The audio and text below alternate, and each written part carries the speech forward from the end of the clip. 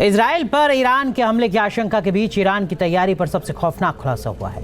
Iran ने परमाणु बम के डेटोनेटर और वॉरहेड को टेस्ट करने का काम शुरू कर दिया है। तो क्या ईरान ने इजराइल पर एटम बम से हमला करने का प्लान बनाया है? क्या मिडिल ईस्ट में फटने वाला है परमाणु बम? देखिए ये रिपोर्ट।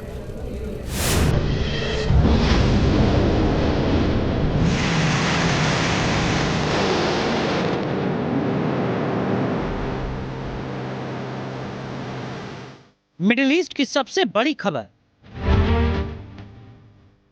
ईरान की तैयारी पर सबसे बड़ा खुलासा। क्या इजराइल पर एटमी मिसाइल दागेगा ईरान? ईरान किसी भी वक्त इजराइल पर बड़ा हमला कर सकता है, जिसके लिए वो लगातार मिसाइल और मिलिट्री ड्रिल कर रहा है। ईरान को जवाब देने के लिए इजराइल भी तैयार है, तो अमेरिका भी एक्शन में है। लेकिन जंग की इस आशंका के बीच जिस खबर से पूरे मिडिल ईस्ट में हड़कंप मचा हुआ है, वो है ईरान की एटमी तैयारी। मिडिल ईस्ट की न्यूज वेबसाइट ईरान इंटरनेशनल ने खौफनाक खुलासा किया है, जिसके मुताबिक 20 साल बाद ईरान ने अपने सीक्रेट परमाणु हथियार कार्यक्रम को फिर तेज कर दिया है। ईरान परमाणु बम बनाने के बेहद करीब पहुंच गया है। ईरान ने परमाणु बम डेटोनेटर को बनाकर उसका टेस्ट शुरू कर दिया है। मिसाइल के लिए एटमी वॉरहेड भी बना रहा है। ईरान इंटरनेशनल ने यह भी खुलासा किया है कि ईरान ने परमाणु कार्यक्रम को तेज करने के लिए ही कानून के तहत एसपीएनडी नामक संगठन का पुनर्गठन किया है और 3 खास परमाणु वैज्ञानिकों की देखरेख में परमाणु बम बना रहा है। ईरान के लिए परमाणु बम बनाने वाले इन 3 मुख्य वैज्ञानिकों में पहला नाम है मोहम्मद एस्लामी, जो ईरान के परमाणु ऊर्जा संगठन के प्रमुख हैं और परमाणु बम डेटोनेटर के उत्पादन में इनकी अहम भूमिका है।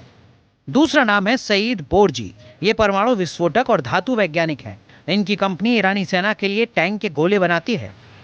और तीसरा नाम है जनरल रेजा मोजाफरिनिया, जो 3 साल से एसपीएनडी में है और परमाणु कार्यक्रम की देखरेख कर रहे हैं।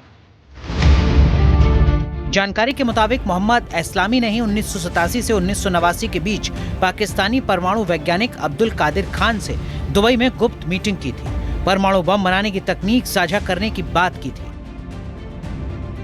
अब खुलासा हुआ है कि इन्हीं तीनों वैज्ञानिकों को ईरान ने परमाणु बम के लिए उच्च स्तरीय यूरेनियम संवर्धन, परमाणु विस्फोट उपकरणों का उत्पादन और परमाणु हथियार ले जाने में सक्षम मिसाइलों का विकास करने का जिम्मा दिया है, जो ईरान के सुप्रीम लीडर खामनेई को रिपोर्ट करते हैं।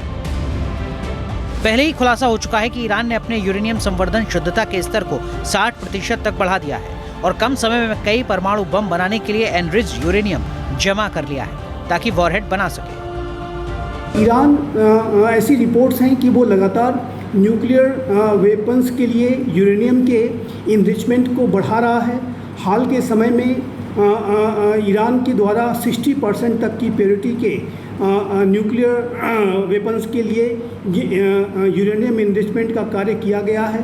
आईएईए लगातार इस बात की शंका जताता है कि ईरान यूरेनियम के इनरिचमेंट को 60% तक की जो उसकी मात्रा है वो बहुत बड़े तरीके से उसने कर रखी है। ईरान लगातार अपनी मिसाइल ताकत भी बढ़ा रहा है। हाल ही में उसने कई नई मिसाइलों का टेस्ट किया।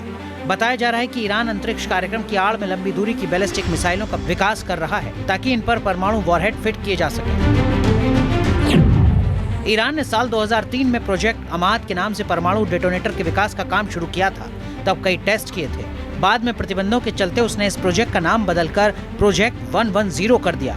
परमाणु कार्यक्रम को गुप्त रूप से जारी भी रखा। बताया जाता है कि ईरान पहले अबाधे परमाणु साइट पर एटम बम डेटोनेटर बनाने का काम करता था, लेकिन साल 2018 में जब मोसाद ने ईरान के परमाणु दस्तावेज चुराए तो खुलासे के डर से उसने इस साइट को ध्वस्त कर दिया और नंताज में ही किसी नई साइट पर परमाणु बम बनाने का काम सीक्रेट तरीके से शुरू कर दिया।